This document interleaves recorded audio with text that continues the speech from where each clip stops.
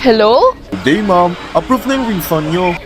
Okay. Buti naman. Pakisend na lang. Kaso pahingi mo ng cash. Ha? Bakit? Para sa refund. Ha? Tapos na pondo eh. Parang ewan lang, no? Pero ganyan yung ginagawa ng gobyerno natin ngayon. Inutos ng Supreme Court na ibalik ang 60 billion pesos na kinuha ng Department of Finance sa PhilHealth. Pero teka, paano nga ba ibabalik to? Let's cut to the chase. Ang 60 billion pesos na yan ay excess funds ng PhilHealth na dapat para sa benefits ng members. Kinuha ng DOF.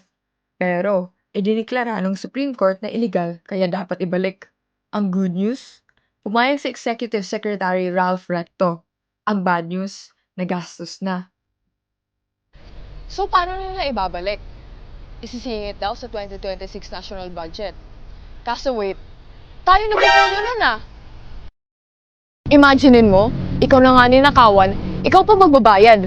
Galing, di ba? Now, that's the chase.